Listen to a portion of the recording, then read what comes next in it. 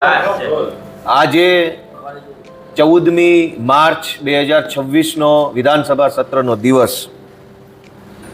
મારે આજે ખૂબ જ ખુશી સાથે જણાવવું છે કે આજે મેં વિધાનસભાના ગૃહની અંદર ઊભા થઈ સમાજના એવા વર્ગ માટે અવાજ ઉઠાવ્યો કે જેમની વાત ક્યારેય વિધાનસભા સુધી પહોંચી નથી. સમાજમાં એક એવો વર્ગ જીવન જીવે છે કે જેનું કોઈ સરનામું જ નથી. આ ભારત દેશ કે ગુજરાત રાજ્યની કોઈ પણ જગ્યાએ 1 ફૂટ જમીનના પણ જેવો માલિક નથી એવા વિચરતી અને વિમુક્ત જાતિના લોકો એટલે કે દેવી પૂજક સમાજ, વણજારા સમાજ, મદારી, રાવળ, નાથ, ચીકલીગર, આ એવા સમાજ છે ગુજરાતમાં રહેતા કે જેનું કોઈ સરનામું જ નથી અને સરકાર પોતે માને છે કે આ લોકો વિચરતી અને વિમુક્ત જાતિ છે કે જેઓ ભટકતું જીવન જીવે છે. મેં જોયું છે કે ગામડામાં જે લોકો પાસે પોતાના ઘરનું ઘર ન હોય એ લોકો મજબૂરીવશ લાચારીમાં ગામની આજુબાજુમાં આવેલી સરકારી જમીન ઉપર કાચું ઝૂંપડું કે કાચું મકાન બનાવીને રહેતા હોય છે. અને પછી દર ચૂંટણી ટાણે ભાજપના માણસો કે અન્ય કોઈ પણ માથાભારે માણસો મત આપવા માટે થઈ એમને દબાણ કરે અને ધમકી મારે કે જો તમે ભાજપને મત નહીં આપો તો તમારું આ મકાન છે એ ગેરકાયદેસરનું છે, અમે તોડી નાખીશું.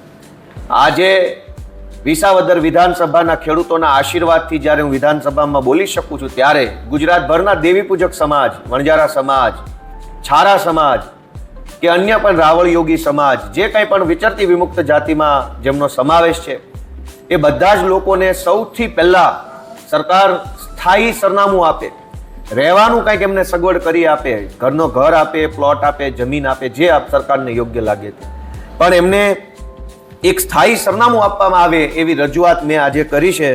મને એ વાતની ખુશી છે કે આટલા વર્ષો પછી પહેલી વખત દેવી પૂજક સમાજ વિશેની વાત ગુજરાતની વિધાનસભાના રેકોર્ડ ઉપર આવી છે. નહીતર મત જોતા હોય તો કદાચ જાય દેવી પૂજકના આંગણે, પણ ક્યારેય દેવી પૂજકોની વાત અહીંયા વિધાનસભા સુધી કોઈ કરતું નથી. હું વિસાવદરના લોકોનો આભાર માનીશ કે એણે મને એ લાયક બનાવ્યો.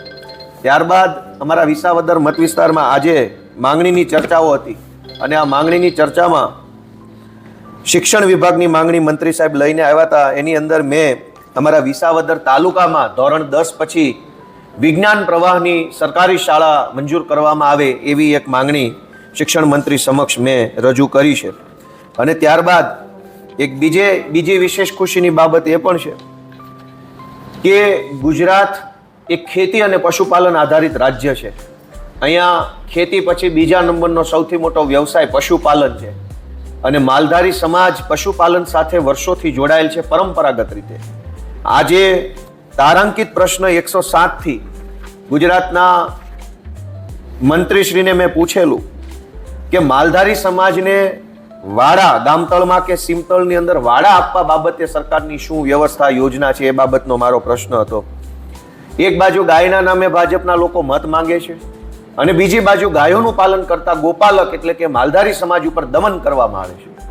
માલધારી સમાજ શહેરોમાં જે પશુપાલન કરે છે એમને પશુઓ બાંધવા માટે, પશુઓને રાખવા માટે, પશુઓનો ઉછેર કરવા માટે જગ્યા તો આપતા નથી.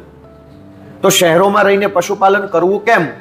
ઉલટાનું હવે તો એવો નિયમ લઈ આવ્યા છે કે શહેરોની અંદર પશુ રાખી જ નહીં શકાય. પહેલા એવું લાવ્યા હતા ભાજપવાળા કે લાયસન્સ લેવું પડશે. પછી એવું નક્કી કર્યું કે શહેરોમાં હવે કોઈ નો કેટલ ઝોન થઈ ગયો. એનો અર્થ એવો થઈ ગયો કે ગાયના નામે મત મળે અને સરકાર બને તો ભાજપને મજા આવે છે, પણ ગોપાલક ગાય રાખે, ગાયનું દૂધ ઉત્પાદન કરે અને પોતે આર્થિક રીતે સક્ષમ બને તો ભાજપને પોસાતું નથી.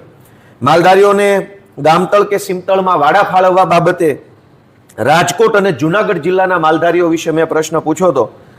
અફસોસ સાથે કહેવું પડે કે સરકારે મને શૂન્ય જવાબ આપ્યો છે કે રાજકોટ અને જુનાગઢ જિલ્લામાં કોઈ પણ માલધારીને વાડો આપવામાં આવ્યો નથી. ઉદ્યોગપતિઓને આપવા માટે કરોડો એકર જમીન પાણીના ભાવે આપી દે છે. 1 રૂપિયા મીટરના ભાવે હજારો એકર જમીન ભાજપના મળતિયાઓને આપે છે.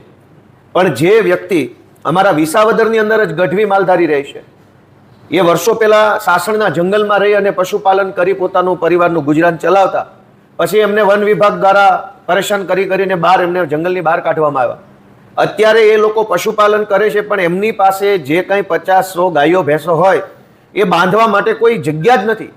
મજબૂરીવશ સરકારી જગ્યા ઉપર ગાયો ભેંસોનું પાલન પોષણ કરે છે, પણ દર ચૂંટણીએ અમને હેરાન કરવામાં આવે કે જો તમે અમને ભાજપને મત નહીં આપો તો તમારે આ જગ્યા ખાલી કરાવી દઈશું. એટલે મેં આજે અમારા વિસાવદર મત વિસ્તાર અને આખા ગુજરાતના માલધારી ભાઈઓ માટે થઈ એમને વાડા ફાળવવામાં આવે એ બાબતની સરકારમાં રજૂઆત કરેલ છે.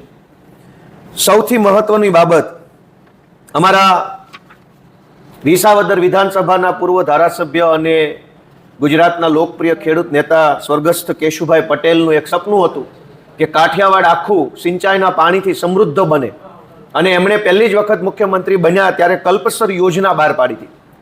દુર્ભાગ્ય એ છે કે કલ્પસર જેવી સારી યોજના બહાર પાડનાર કેશુભાઈ પટેલની સરકાર ષડયંત્ર, કાવતરા અને દગો કરી અને ભાજપવાળાએ છીનવી લીધી, અને જ્યારથી કેશુબાપાની સરકાર ગઈ ત્યારથી આ કલ્પસર યોજના પણ લોચે પડી ગઈ છે.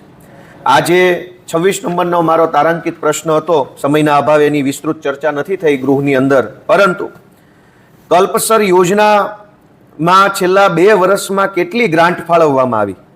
તો સરકારે મને જવાબ આપ્યો છે 400 લાખ રૂપિયાની ગ્રાન્ટ ફાળવી. જે કલ્પસર યોજના બની જ નથી, હજુ તો કંઈ એમાં એની ઈંટે લાગી નથી, એક તગારું રેતી પણ ગઈ નથી.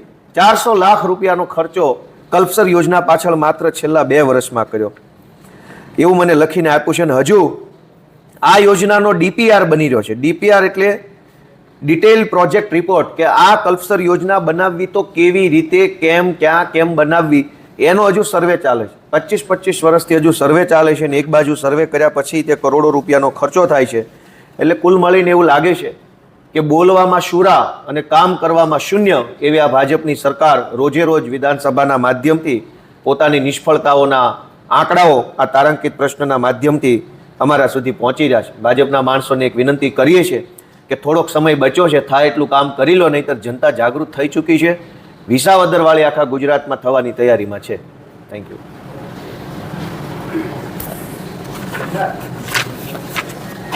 રેડી?